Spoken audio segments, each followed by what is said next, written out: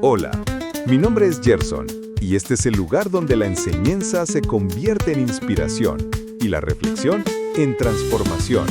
Aquí descubrirás verdades eternas que fortalecen tu espíritu, porque este es el tiempo de conocer la verdad de Dios.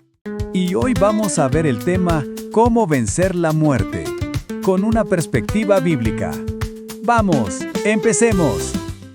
Bienvenida o bienvenido a esta exploración sobre un tema que, nos toca a todos de cerca, quizás el más universal, la perspectiva bíblica sobre la muerte y la vida. Sin duda. Son los dos polos que enmarcan nuestra existencia y sobre los que la humanidad siempre ha reflexionado. Exacto. Y hoy vamos a sumergirnos en varios textos y fuentes que abordan esta visión específica. No buscamos solo repasar ideas conocidas, sino comprender qué hay detrás del concepto bíblico de la muerte. Y sobre todo, qué tipo de esperanza se presenta frente a ella, ¿no? Eso es.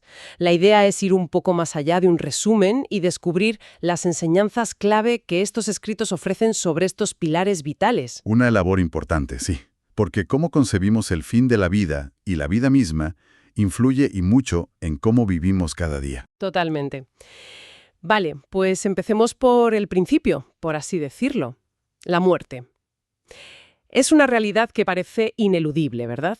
Sí, está ahí. Está presente en la naturaleza, en las noticias, en nuestra propia conciencia de finitud. La Biblia no solo no la ignora, sino que le otorga un origen y un significado muy concretos dentro de su narrativa global. Así es. Es fundamental entender que, para comprender la visión bíblica de la vida, primero hay que abordar cómo entiende la muerte. Si nos vamos al libro del Génesis, el relato fundacional. Al principio de todo. Exacto. Ahí la muerte no aparece como parte del diseño original de la creación. Se presenta como una consecuencia directa de la desobediencia humana. Del pecado original que se llama. Eso es. De lo que la teología denomina el pecado original de Adán y Eva. Eso es interesante. No como algo natural en el sentido de parte del plan A, sino como una ruptura, ¿no? Correcto, una ruptura. Y eso conecta de alguna manera con esa sensación que a veces tenemos de que la muerte es, incorrecta, como si algo estuviera roto. Exacto. Esa intuición de que no debería ser así resuena con la perspectiva bíblica.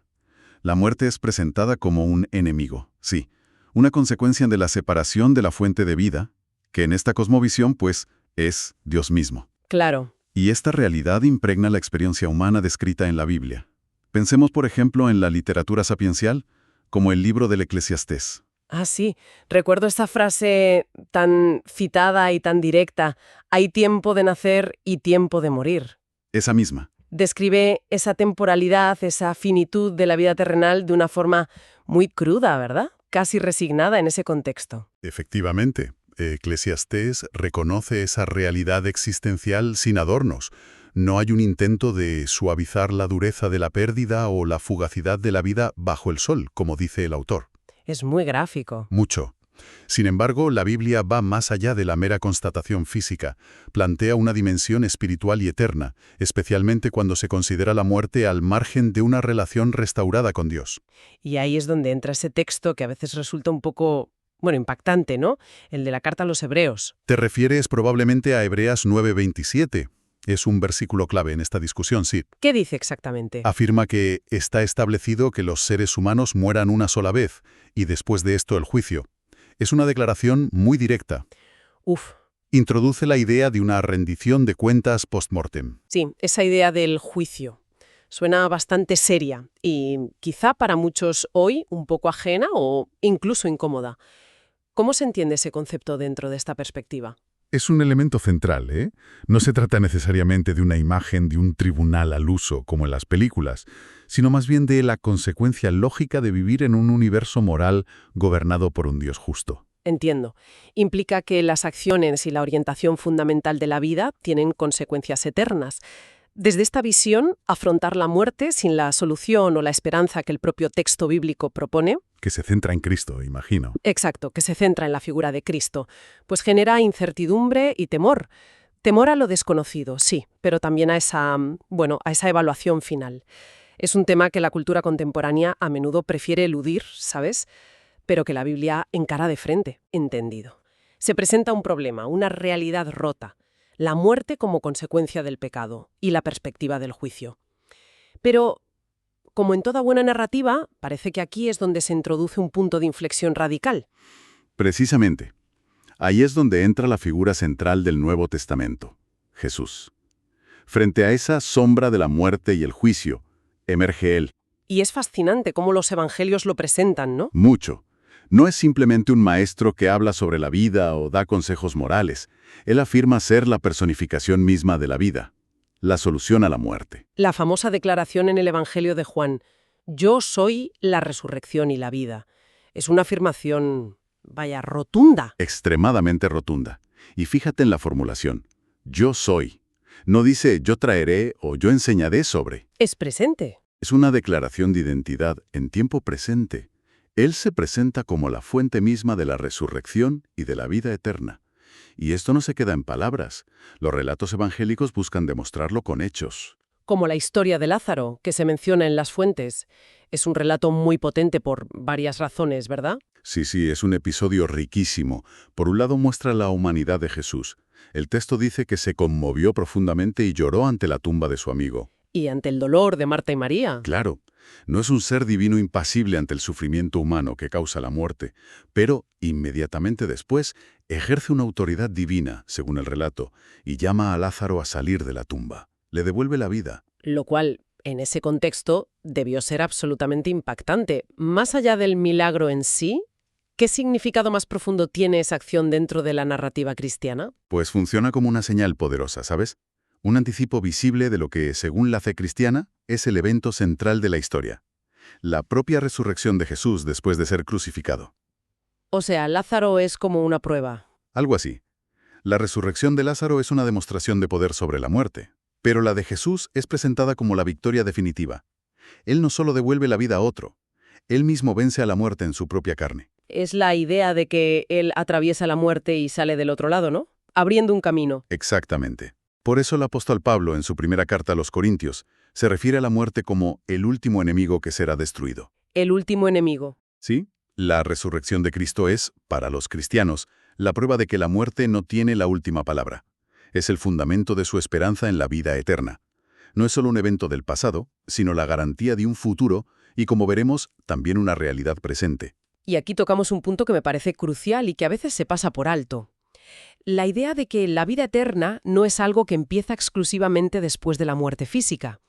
Las fuentes insisten en esto. Totalmente. Y comprender esto cambia radicalmente la perspectiva. En la teología bíblica, sobre todo en los escritos de Juan y Pablo, el concepto de vida eterna, en griego, zoe aionios, ¿Qué significa exactamente? pues tiene que ver más con una calidad de vida que con una mera duración infinita. Se refiere a una vida vivida en relación consciente y restaurada con Dios. O sea, no es solo vivir para siempre, sino cómo se vive, la calidad de esa vida. Precisamente, es una vida imbuida del carácter y la presencia de Dios. Y lo transformador es que, según estos textos, esta vida eterna comienza ahora. Ahora, ¿ya? Sí, en el momento en que una persona deposita su fe y confianza en Cristo y entra en esa relación con Dios. Juan 5:24 lo dice muy claro. El que oye mi palabra y crea al que me envió, tiene en tiempo presente vida eterna. Tiene, no tendrá. Y no vendrá a condenación, sino que ha pasado de muerte a vida. Es un cambio de estado que ocurre ya. Eso sí que redefine las cosas. No es esperar pasivamente a morir para empezar a vivir de verdad, sino que la vida con mayúsculas, por así decirlo, puede empezar aquí y ahora. Exacto. La muerte física sigue siendo una realidad, una transición, pero ya no es una barrera infranqueable hacia la vida, sino un paso hacia la plenitud de esa vida que ya se ha comenzado a experimentar. Le quita el foco exclusivo del más allá. Eso es. Y lo pone también en la calidad y el propósito de la vida presente. Entonces, si aceptamos esta premisa dentro de la cosmovisión cristiana, ¿qué implicaciones prácticas tiene esto para el día a día? Si se posee esta esperanza, esta vida eterna ya iniciada, ¿cómo debería influir, según estos textos, en la forma de afrontar la propia mortalidad y la de los demás? Aquí es donde la teología se vuelve muy práctica. Lo fascinante es cómo esta creencia está diseñada para reconfigurar toda la perspectiva vital. Tomemos esa frase tan contundente del apóstol Pablo en su carta a los Filipenses. Filipenses 1:21. Esa es. Porque para mí el vivir es Cristo y el morir es ganancia. Es una afirmación muy radical. Decir que morir es ganancia. Vaya. Lo es. Sugiere una reorientación completa de la existencia. Si vivir es Cristo, significa que el propósito, la identidad, la motivación y la satisfacción se encuentran en la relación con Él y en vivir conforme a sus enseñanzas. Vale. Desde esa perspectiva, la muerte, aunque sigue siendo un evento naturalmente triste y doloroso por la separación física, Claro, la separación duele. sí, pero pierde su terror último, su aguijón, como también dice Pablo. No se trata de un deseo morboso de morir, ojo, No, no es eso. sino de la convicción de que la transición lleva a una comunión más plena y directa con Dios, lo cual se considera un bien mayor, una ganancia. ¿Implica esto vivir de forma temeraria o descuidada? O sea, vivir al límite porque da igual. No necesariamente. Implica vivir sin el miedo paralizante a la muerte. Libera a la persona para vivir con valentía, con propósito, enfocada en valores trascendentes, amor, servicio, justicia, fidelidad, sabiendo que su destino último está asegurado en Cristo. Entiendo. La vida terrenal adquiere un significado inmenso como el tiempo para conocer a Dios, servirle y amar al prójimo, pero no es el fin último. Se vive con una perspectiva eterna, digamos. Y esta esperanza, esta nueva forma de ver la muerte y la vida, no parece ser algo puramente individualista en estos textos, ¿verdad? Mencionaste antes las cartas de Pablo. Efectivamente, es un aspecto muy importante. Por ejemplo, en la primera carta a los tesalonicenses, Pablo aborda directamente el duelo por los creyentes que han muerto. ¿Qué les dije? Les dice que no deben entristecerse como los otros que no tienen esperanza. Fíjate, no niega la tristeza, que es humana y natural. Claro, sentir pena es normal. Por supuesto, pero la enmarca en la esperanza de la resurrección y el reencuentro futuro. Y añade, anímaos unos a otros con estas palabras. O sea que la esperanza es también un recurso comunitario, para apoyarse mutuamente. Exacto. Está diseñada para ser compartida, para ser un bálsamo y una fuente de fortaleza mutua. La comunidad de fe se convierte en un espacio donde esta esperanza se nutre, se recuerda y se ofrece como consuelo en los momentos de pérdida y dificultad. No es una fe solitaria. No, sino una que se vive y se sostiene en conjunto. Contrasta, pues, con la desesperación o el nihilismo que pueden surgir ante la muerte cuando no hay una perspectiva trascendente. Tiene sentido. Una esperanza compartida es más fuerte. Entonces, si intentamos recapitular los puntos clave de este análisis de las fuentes bíblicas, a ver, Podríamos decir que la Biblia presenta la muerte como una anomalía, ¿no? Una consecuencia dolorosa de la entrada del pecado en el mundo. Una realidad ineludible en la condición humana actual que culmina, desde esta perspectiva, en un juicio.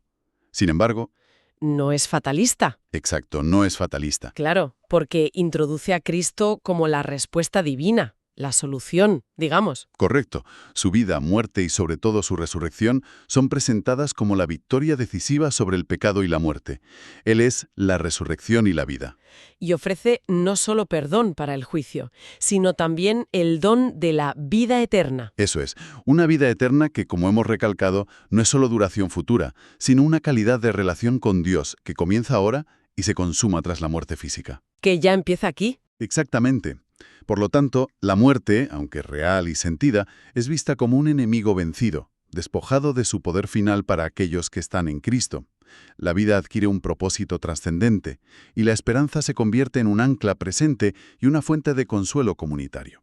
Muy bien, creo que hemos desgranado los elementos centrales de esta perspectiva y, como solemos hacer, todo este análisis nos deja con una reflexión final, una pregunta quizás para seguir, masticando. Sí, una cuestión que emerge naturalmente de todo lo hablado. Si aceptamos, aunque sea hipotéticamente para reflexionar, las premisas de esta visión bíblica, que la muerte física es una certeza temporal en nuestro estado actual, pero que la vida eterna en Cristo es una promesa real que transforma el presente y garantiza el futuro, entonces la pregunta es, A ver, ¿de qué manera concreta debería esto reconfigurar nuestras prioridades diarias? ¿cómo impactaría en lo que valoramos, en lo que tememos, en cómo invertimos nuestro tiempo y energía? Exacto. ¿Cómo se vive de forma diferente cuando la muerte ya no es vista como el final absoluto, sino como una puerta? ¿Qué miedos pierden su poder?